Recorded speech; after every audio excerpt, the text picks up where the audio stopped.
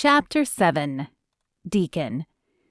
Deacon was almost back to the hotel when his phone buzzed with a text message alert. He glanced down to see a message from Eric and then pulled over to read it. Deacon, so good to hear from you. I'd love to meet up. In fact, I get off in half an hour if you want to grab a coffee at Hill of Beans. Half an hour. He'd get there a little earlier than that, but he could fill his time while he waited. Sounds great. See you there, he typed back, and then pulled back into the stream of traffic. A few minutes later, he pulled into the Hill of Beans coffee shop. The outside looked as if it had seen better days. The paint was worn and chipping. A layer of dirt caked the windows, and the roof appeared to sag in a few places. A faded sign creaked in the wind and had an air of desperation clinging to it, like it was struggling to stay afloat in an ever-changing world. The weathered door hung slightly ajar, and like an exclamation point to the nostalgia of the building, there was an old payphone with graffiti on its side to the right of the building. Deacon remembered this place from his time here before, but it had been much nicer then, and he wondered if Eric didn't realize it had fallen into disrepair, or if he had picked it for some other reason. Hoping that the interior had fared better than the exterior, Deacon killed the engine and headed for the front door. The inside of the coffee shop was nothing like the outside.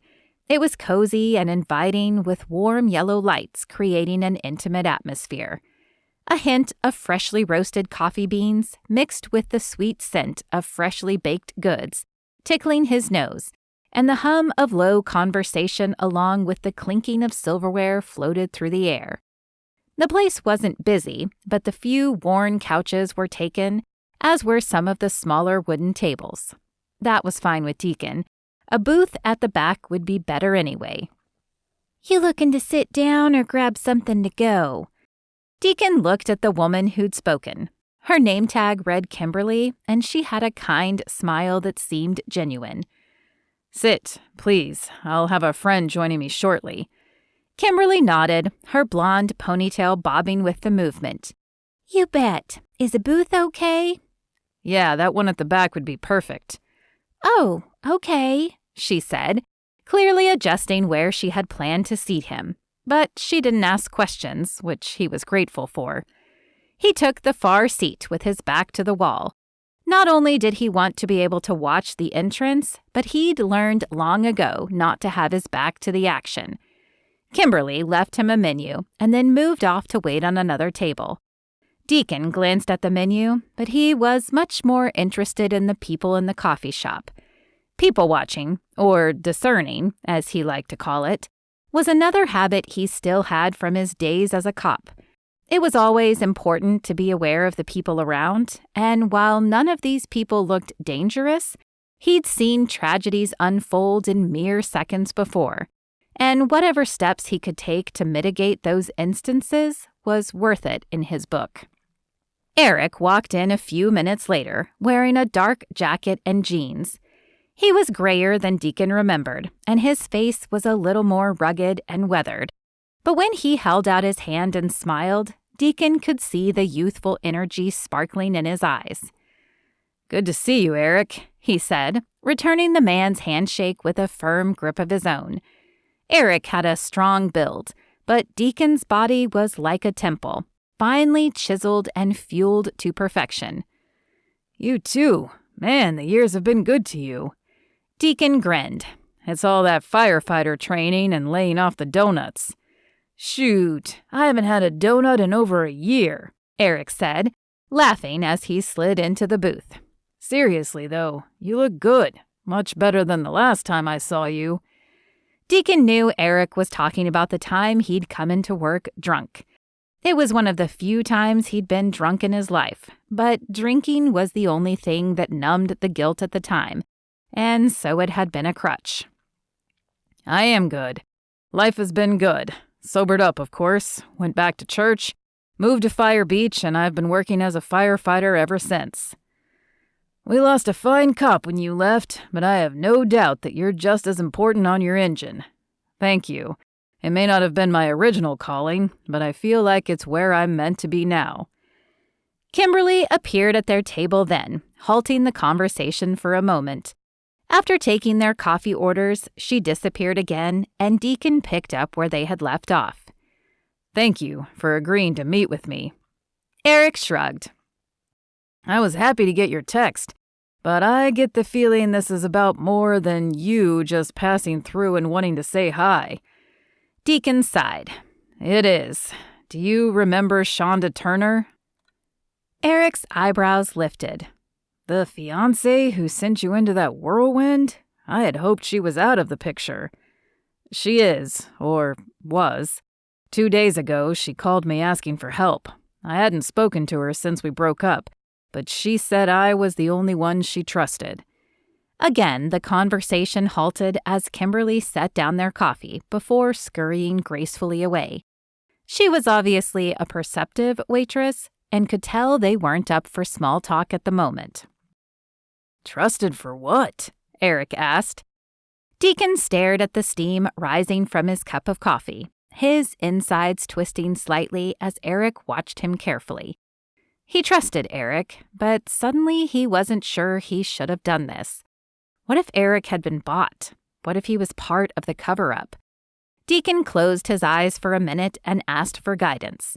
When he felt abundant peace, he knew his questions were unnecessary. God had given him Eric's face, which meant he could trust his old friend. Taking a deep breath, he began. "Shonda told me she witnessed a fentanyl buy a few weeks ago. She reported it to the police, but she said they told her it didn't happen. She wouldn't let it go, and eventually they convinced her job she was crazy and needed to see a therapist.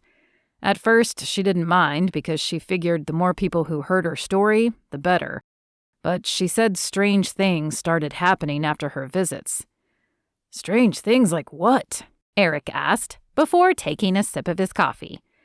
"Things being moved, light switches being on that she swore she turned off, that sort of thing. Then she said she started to have moments she couldn't remember, blank periods in her memory. She went to her job to ask for another therapist, but they told her he was the only one she could see." Eric's eyes widened at that. "That seems odd. Where does she work?" "The hospital. Yeah, I thought it was odd too, so I went with her to the therapist appointment today.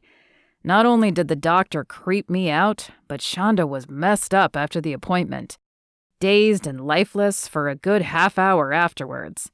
I don't know if it's drugs or hypnosis, but something happened in that office." Eric nodded, his eyes not leaving Deacon's face. "I'm assuming that she's been told she'll lose her job if she doesn't attend these therapy sessions?" "Bingo," Deacon said. "Shonda says that the person she saw in the exchange must be someone important, a kid related to someone high up in the force. Is it possible they're covering this up?" Eric took a deep breath and glanced around the room before answering. "Yeah, it's possible. Look, it's a good city, but there's been rumors that some stuff is getting swept under the rug. And this fentanyl thing, someone's making money off it, so it wouldn't surprise me in the least. And Shonda, is she in danger?" Deacon could feel a band squeezing his heart at the mere thought. "I don't know," Eric said with a sigh. "My guess is yes, especially if she stops seeing the therapist. He's probably on the payroll and either trying to figure out what she knows or plant false memories in her head to make this all go away. The good news is that I'm hearing talk about this at the station, which means someone is looking into it. I'll do whatever I can to make sure that justice is served, but do you think you could get Shonda out of the city until this is dealt with?" Deacon took a sip of his coffee, the warmth of the liquid a comfort to him. He felt a wave of relief wash over him, knowing that he had finally found someone he could trust. He just wished he had a better answer to his friend's question. "I don't know. She loves her job, and she has a son who's settled in school. I'm not sure she'd be willing to uproot her life for who knows how long. That's understandable, and she may not have to, but we need to figure out a plan in case we need to act quickly," Eric said. "There's no telling how long these people have been getting away with this, or how quickly they'll strike if they realize she's standing up to them. Time is of the essence." Deacon nodded, understanding the urgency of the situation. He knew he had to find a way to protect Shonda and her son, but what could he do? He let out a frustrated sigh, feeling overwhelmed. Tell me what else to do. I'm not a cop anymore, but I feel helpless just sitting and waiting. Eric rubbed a hand across his chin. We'll figure something out. I need to take this to some people I trust who are higher up the food chain. They'll help, but we need to make sure we don't move too soon and cause more trouble for her than she's already in.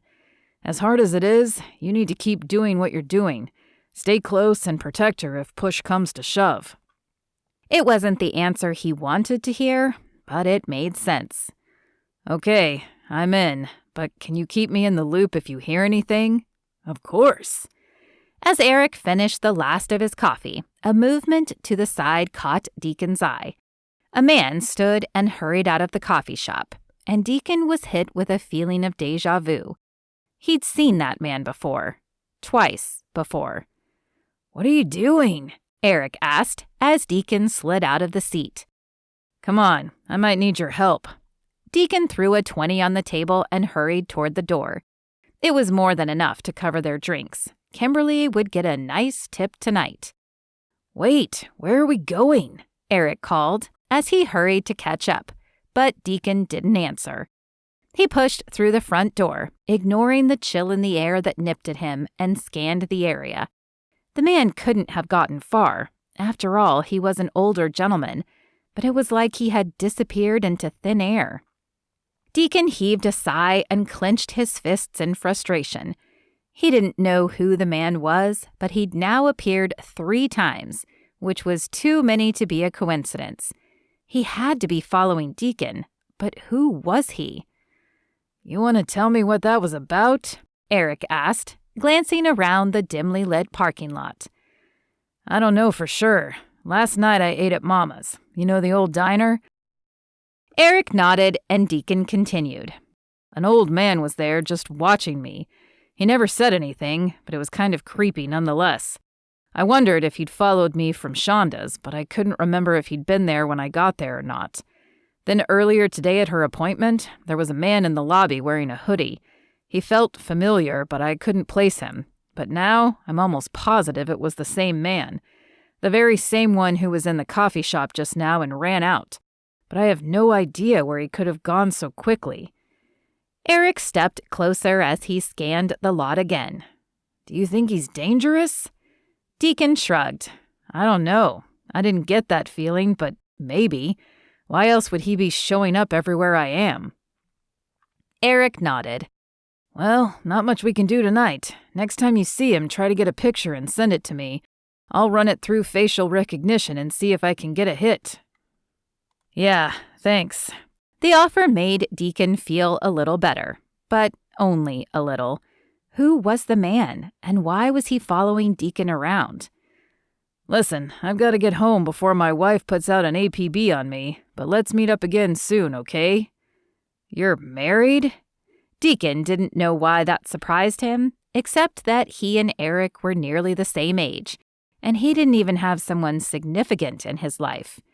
Eric grinned. Yeah, going on 6 years now.